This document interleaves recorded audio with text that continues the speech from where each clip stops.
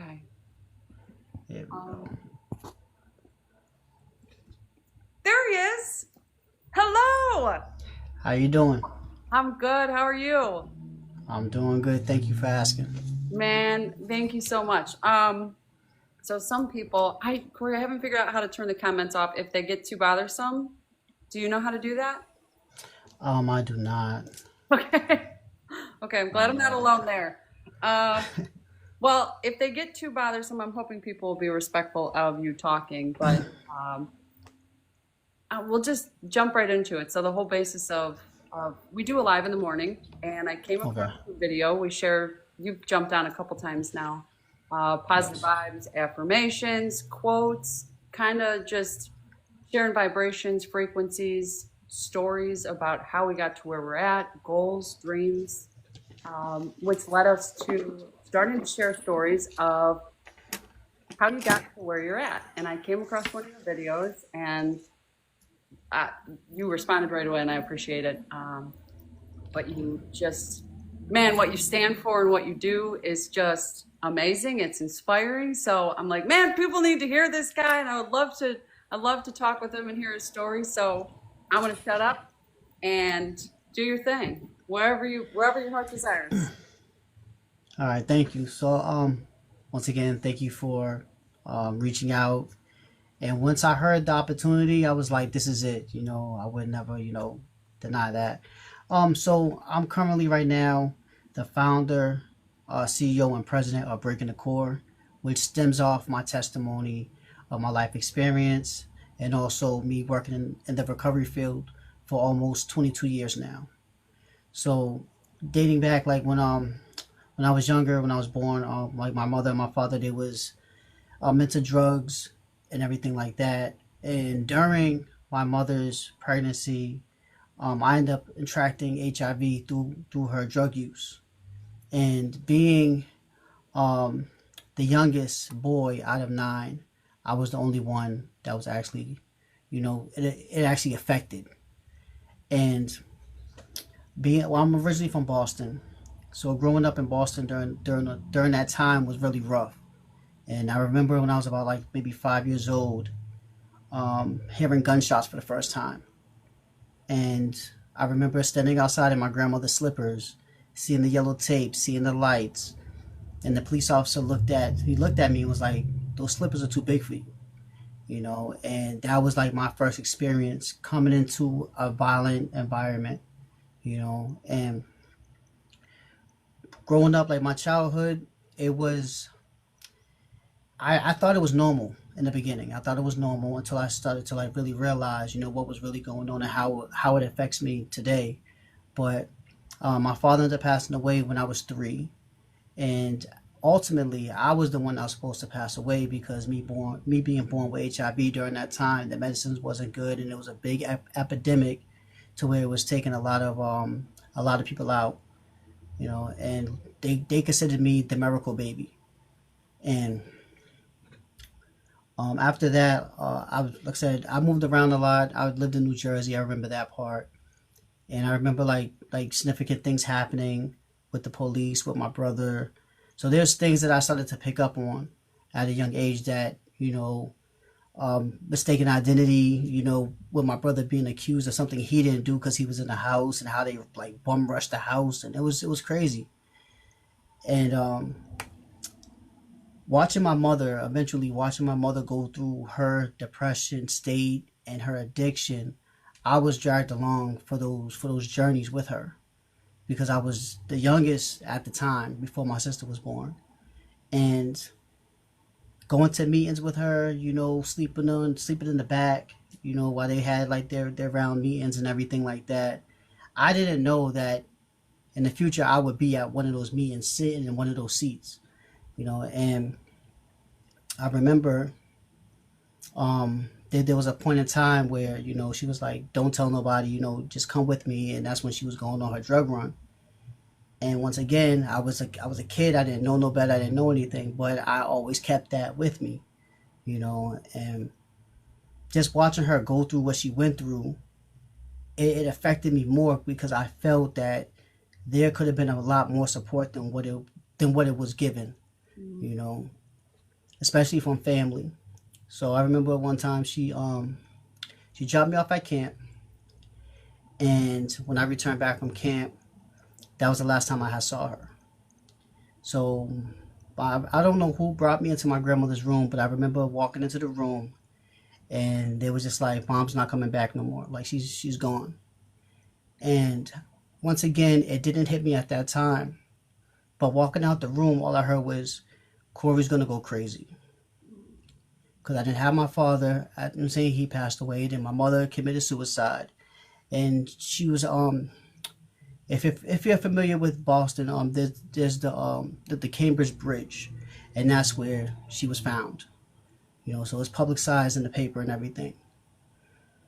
So dealing with that right before my elementary graduation, that kind of like put like a dark space in my head, you know, where I didn't know what was going on. I couldn't really fathom anything. And during that time, during my graduation, it was the circle of life, right? That we had to sing, and it's significant to this day. But sticking on to where it's at, because my story is very spiritual. You just have to have open mind to it. Yeah. And I was nominated for the National Globe Award, and I don't know how I got nominated for it, where it came from, but that was delivered to me. And now I'm at home. Like my brothers, they took guardianship, you know, over me and my sister. And I did have family there at the time, but once again, I knew I was already separated, you know, mentally, spiritually, emotionally, and physically. And once again, like growing up, I was like 13, Roxbury, violent city, trying to find my way through the darkness in itself. But there was a lady who worked at the gang unit, which was on the corner of my street, or the street I lived on. And she took in the neighborhood kids, and somehow me and her always stayed in contact, even to this day. We stay in contact. Um, the, as things really started to transpire, you know, as I got older, one of the guys I was cool with, he ended up finding himself with a gun in his hand, and I became his target. So now I'm 16, once again trying to find my way through life, and now I'm fighting for my life to survive through the violence of the city. And now, like I said, I become a target of another individual. So at that time, I had a good friend I used to hang around with a lot, and during that summer, he ended up getting murdered. And once again, it was a lot of tragedy around. You know, it was very dark, a lot of tragic moments in my life. So the lady next door, she ended up giving me an application for the Boston Public Health Commission, and I started working there. So living in duality, a double life of trying to help the community, but also being a part of, or try not to be a statistic within the community neither. And once you become, I guess, a well-known face, or you know, like when the police drive by, they already assume, and you become a target to them too. So once again, I started to like find myself being stopped, random stops, and it was traumatizing. Um, so eventually, I stayed with the Boston Public Health Commission for 2 years. I completed their programs, and then I moved on to the City Bourne Health Center, where I took on multiple hats as a patient navigator, helping out with the homeless. So at night, I'm not skipping now, but at 19, I was doing a lot, you know, within the community, and even for myself, things that um, my supervisor was like, "This is impeccable for somebody coming from an urban community and stepping out and helping out, especially due to my circumstances." So I decided to go back to my community and hang around my friends, and eventually I found myself incarcerated. So during my incarceration, that's when things really started to take a turn for the worse. So as I'm working in the clinic, I had took 2 years probation, and before my 2 years was up, I was picked up, falsely accused, and falsely arrested on two major felonies, looking at a life sentence. And those charges were two attempt murders. So now, sitting in jail, I'm just lost. Like, I don't know what's going on. I'm calling out for help, calling family. My brother, my guardian, he's saying, well, you must have did it because the police saying that you did it. And it was just like, it was like the world was just closing in on me. So trying to find a sense of hope, a sense of, belonging was really hard growing up. And then to be in this type of position, dealing with these type of circumstances, it makes it even harder. So going through that process, I end up, well, the case ended up getting, dismissed after 2 years. And then I found myself back at the Boston Public Health Commission, where I'm working underneath the men's health crew. And during that time, everything seemed to be going straight. I'm getting my life back on track. Still living in Roxbury, still living in Boston. And now I'm finding myself, what they call, I can't even think of the name right now. It was a mistaken identity. They thought I was somebody else from another project. So then now I became a part of a gang war in which I had no parts of. So now they're targeting me. I get jumped. I'm getting chased down with shotguns. It was really mad. Like, it was wild. But trying to live through those moments, not knowing if I was ever going to make it home, and that type of environment just made it more intense. So during that time, my cousin asked me to move. Well, she asked me if I would like to move to Georgia. And while being in Georgia, everything, once again, just seemed to be fine. But that wasn't my environment that I was kind of used to. So moving to Georgia, I found myself incarcerated again. And during that time, I had a spiritual awakening. Like, I was sitting in the cell. They put me in like one of the toughest units that they could possibly have there. And I just remember just waking up to a glow. And when I walked out the room or the cell, I just felt like something was just shielding over me. And the response I was getting back from other inmates was just like, yo, like, that's Houston, he's cool. So my experiences were different in a huge sense, but I've noticed that I was more comfortable being in incarcerations and in institutions to where things were just seemingly like feel different, and like life was different. It felt lighter. So during that process of me waiting for trial, I actually told my lawyer and my aunt, I'm like, listen, I need to go to prison. There's something in prison that I need to go see. And nobody understood what I was talking about. But I did, because I felt that relief. Like, there's something there.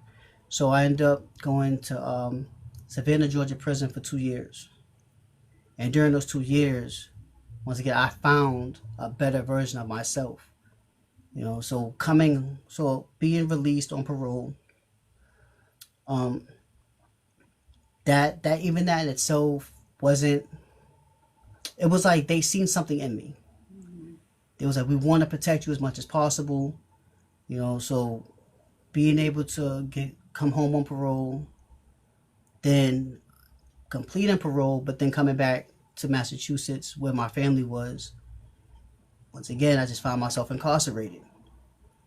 And from there on, like, I kind of figured like there was a disconnect.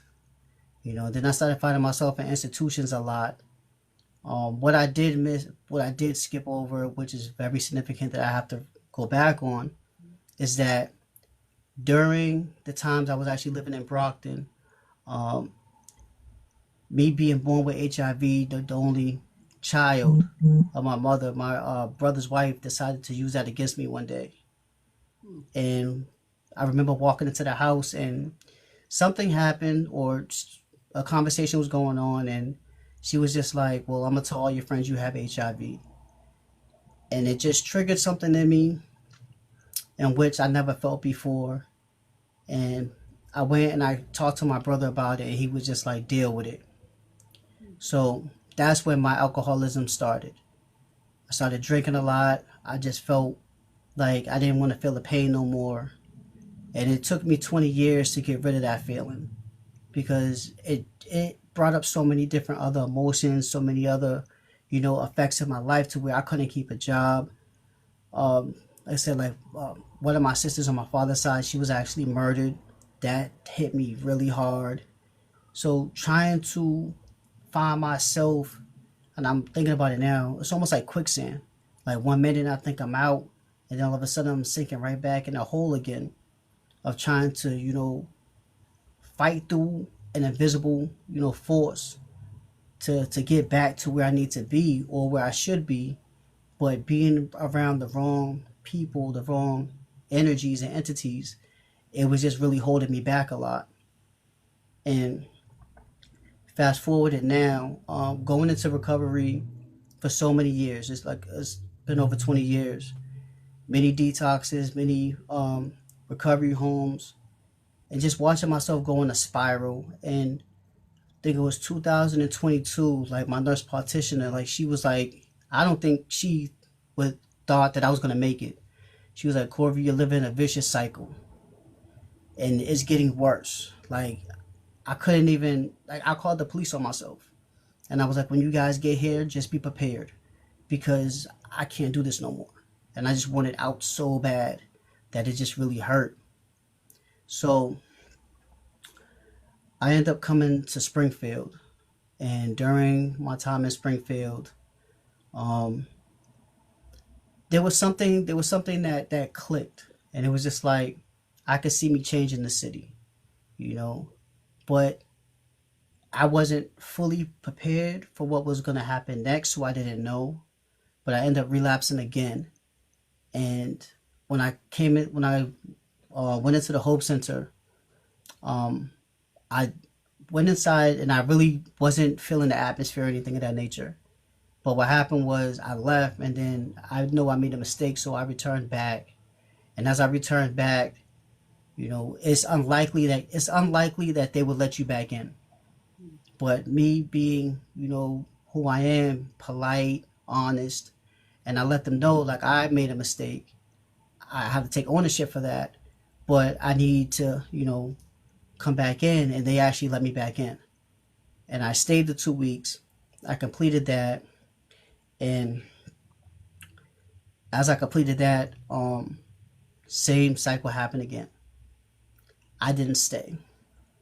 And those were the faint, like those were the words that was like told to me, like just stay the whole way. So I ended up returning back to Worcester where everything was chaotic. And when I went back to add care, I was like, I'm done. Like I'm ready to, go all the way. And as I chose that, I chose to come back to Springfield where it was something, it was different at that time.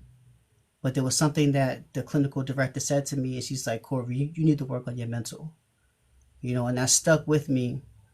She's like, "It's not the substance, it's the mental you need to work on." So as I end up completing that piece of the program, the detox, the CSS, I moved on to TSS, and as I'm in TSS, I just found myself fighting for more, meaning more of my recovery. I was making my own appointments. I wasn't waiting for a caseworker. I was just like on that strive. And when I got to the opportunity house, I was already self driven. So I started knocking on every door, every agency. They're gonna know my face. I'm getting cards, and I'm letting them know that I'm ready this time. So during that time, I ended up coming into a program called AISS, All Exclusive Support and Services. And I had no idea that that building would actually change my life. Now that building, like the AISS, is through the Hampton County Sheriff's Department. So I walked in and I just felt like this, like, this is like a big relief. Mm-hmm. It was a big relief, and they kept telling me like, we don't know who you are, but just keep coming back. And so I did that, and I kept taking all their courses, their men's leadership, fathers and trust, anger and beyond, classes I probably didn't need, but I chose to take. And right now I'm one of their main highlights within that building. Um, and like they keep pushing me to do more. And as I was also in the halfway house, I was able to create and develop and facilitate a group called I Am I Create. To help individuals change the course of their thinking and be able to create their own reality for how they see it, and not realizing this is where breaking the core comes from. So I'm sitting in one of the board committee meetings that I'm actually a part of, and I'm like, Corey's breaking the core, and people kept calling me core, so I just put it together, and I'm like, this is breaking the core. So now seeing the other side of everything and coming out of all the darkness and despair that I had to go through, I'm like, now what do I do with it and how do I do it? So I started praying on it. And as I prayed on it, I got the answers that I needed. And it was like, we're gonna move like this. You already have things in rotation with AISS. So we're gonna keep, pushing more. And right now I'm on multiple board committees.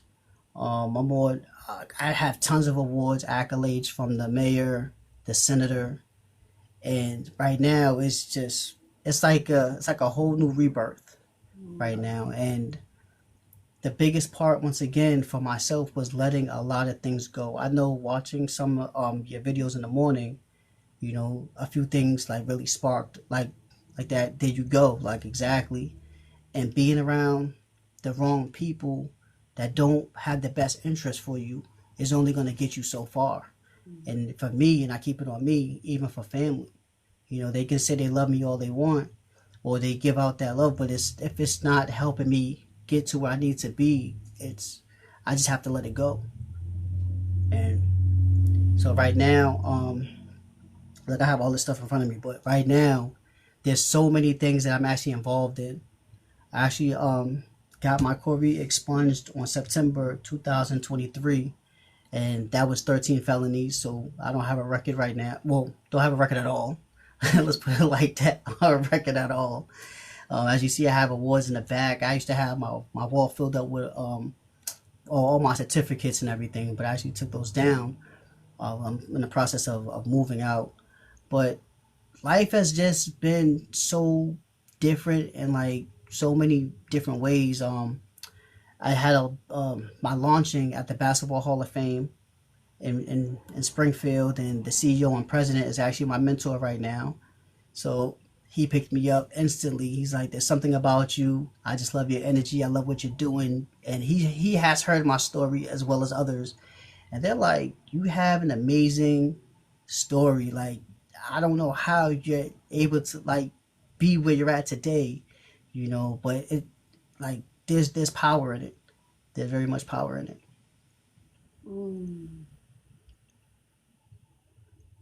So what's next for your company? So Breaking the right core. now, I've been reaching out to different facilities, mental health organizations, executive board members. I actually have a meeting tomorrow morning out in Worcester. So I've been traveling. I definitely been networking. Everybody loves what I'm doing, and like I said, I actually live in Worcester. So for them to see me this way today, it was so much joy when I seen them yesterday. It was like, oh my god, like I haven't seen you in like almost 2 or 3 years, and this is what you're doing, and this is how much you accomplished. Also, I must add, I'm currently a college student now. I just got my GED last year, so so it's like even with that, people like, you got your GED so fast. I was the first one out my class. Now I'm in college. I'm taking social media strategy and development. So, But as for Breaking the Core, it's just growing, expanding. I'm trying to network and collaborate with so many different agencies to help out. Just giving back, just giving back. I must add, I do have a GoFundMe for it, and you can just read like the bio itself. Just to get to see what I'm doing, see where I come from, the things I had to go through. Because I was actually writing an essay for one of my college courses, and I'm in Starbucks, and I just started tearing up, and I'm just like, wow, like to go through so much, so many near-death experiences, looking at a life sentence, losing family, losing friends, almost losing myself, losing my parents, losing my aunt. Like it was just so much, and I have to really revert and reverse all of that and say I wasn't losing anything. I was actually gaining. At the end of the day, because I'm very spiritual, so I know that they're all with me some way, somehow. And it's that invisible push that's pushing me through these barriers. That's why, like, when people see and hear what I'm doing, they're like, how did you do it? And I'm like, it wasn't easy. But I know for myself, I'm here with you, to help you get to where you need to be. Man, I'm speechless. I'm speechless. So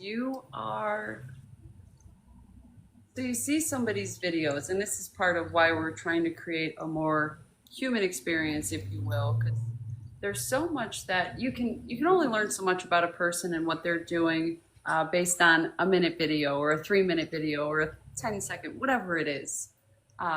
Yes. So to share that and to share your story and to be able to share it with other people so that they can reach out to you directly with questions or with people that need help or people that want to help support Breaking the Core or you and what you're doing. That's why we're doing this. That's why we're doing it. Appreciate that, yes. Because people don't, you don't know what you don't know, and you see a final product and people assume like, well, what did they really go through to get there? Exactly. This is it. This is what we're trying to highlight is you don't get there by going through nothing. And even maybe somebody's story who isn't as quite intense as yours or who isn't in recovery still has a story to share. Correct. Of how they got to where they're at in whatever their journey is and what their life looks like. So I am super grateful. I'm super grateful that you took the time to share your story and to talk and just, man, your honesty, your drive, your motivation. It is, you are quite literally a miracle. Thank you. You really are. You know it. You know it. I mean, honestly, like I'm very humble, but I must add too, the lady that I was talking about earlier, her name is Kelly Nee, and when I actually was able and offered a platform through the African Historical Museum, which I was a board member of, she was actually one of the panelists on my board. I mean, on the event, and just to have her come out and be a panelist. And for her to know all the stuff I had to go through, there's some stuff she didn't even know. So I'm pretty sure that was like a shock to her, like, oh my God, I didn't even know that. And I know him for almost 25 years, so it was very inspiring. And it's like I said, like these events, what I'm doing, going back to the jail, speaking to them as well. I'm down at the homeless shelters. You name it, I'm there. I'm actually on a board committee at the Odell's Women's Center. So I'm highly involved within the community and everything that's going on. Thank you. Thank you. Thank you. Very welcome. Thank you for what you've done. Thank you for what you've been through. I always say, so I pray. Thank you, God, for what you've given me. Thank you for what you've taken away. And thank you for what you've left me. And like that. Man, I'll tell you what, it helps keep things in perspective. We still have so much and we have so much to offer. And you're doing it. You're doing it constantly. Yes. Yes. And it's wild. I mean, not wild, but it's interesting and intriguing. When I actually think back and I talk to my therapist too, and I'm like, I remember when I was incarcerated even the inmates would be like, why are you here? Like, this is not you. This is not your character. This is not your aura. This is not your persona. But then I did hear this not well a couple of years ago. Maybe I'm not here for me. Maybe I'm here for you to help you get through whatever you have to go through. Because God already knows that He's already preparing me to be mentally stable where I'm at, and emotionally and spiritually, but to help others along the way, no matter where I'm at. And that's always been my passion. Like I could be, they're like, Corey, you're a patient. I'm like, no, but I'm a helper too. So if you guys need help running groups, I'm here. So It's in you. When it's yeah. in you, it's in you, and it's in you for sure. It is. I mean, it's shining all over you, friend. It's a beautiful thing. It looks good on you. Thank you. It really does. Appreciate that. So I guess if it's okay with you, if anybody has questions, is there somewhere they can reach out to you directly? Yes, so you can reach out to me on TikTok. I also have a phone number, which is 207-618-2875. That's 207-618-2875. I'm also on Facebook, Corey L. Houston. I'm also on Instagram, BreakingtheCORE 9. So those are platforms. So I'll share if it's okay with you still, I'll share this video and then I'm going to tag you in it. So then they have a direct link to reach out to you directly. Okay. Thank you for that. All right. All right. Thank you. I'll just read the comments. Oh, good. You're good. Read them. Oh. Do your thing. So I want to tell him that I love him all too. I don't know him, but thank you so much. Appreciate that. Yeah, it's once again like the support, the love, being seen. Let me express that. Just being seen and like even being acknowledged in the accolades. That was one thing that always fed me because I felt like I didn't like the response I would get back through the energies that I felt. I'm an empath. So I can feel when things are not right. I'm like, I don't want that attention. Now God's like, embrace it. Because regardless, you earned it. You put in so much work effortlessly that you're not giving up, and I'm not allowing you to. Even when I tried to, like, what, I don't want to do this today. Something will come along the way to say, hey, remember why you're here. Remember why you're here. And that's why when you had reached out to me, I was just like, this is it. This is something I have to like really do and start sharing more of my story, especially online. Because this is where I actually, I think I did mention this to you. This is where I started my shadow work. And when I started doing my shadow work, I had that those inner downloads to say, hey, this is where we're gonna do it at, and this is how we're gonna do it. And once I released that, then everything was just like, that's it. That was the release. The freedom. The freedom. Girl. Man. Exactly. And that's the biggest thing, because now since you have the freedom, nobody can use anything against me. And that was their biggest tool. I'm going to tell your friends, well, go ahead, because I told them too. And I told strangers, and I told people, they're like, why are you telling me this? Because I'm free. So... and I want people to be free too, and that's the main thing. Yeah. That's the main thing. I want everybody to find their purpose, live freely, because having the fear, depression, like I don't know if I can do this, it's not an option. Come on, let's go. And you're not alone. I stress that too. You're not alone. I'm here. I know you're there too. So there's people that really care. There's people that genuinely care, that don't want nothing back. They just want to see the best. And I'm one of those people as well. I see that. I feel it. Man, you have a beautiful soul. You really do. I know you've helped so many people, and you just, the sky is the limit. The sky's the limit. God has amazing plans for you. Thank you. Appreciate that. Well, if you don't have anything else, we can, we'll wrap it up. Again, I'm gonna, once the link's done, once TikTok does the video, then I'll post it and tag you. Okay. That people can reach out directly. No problem. All right. concerns. And I'll definitely keep in touch too. Yes, please do. I'm looking Yes. forward to seeing the ventures and going forward and the work you do. So All right. thank you, Corey. All right. Thank you. Have a good night. All right. You too. Thanks. All right. Bye-bye. Bye.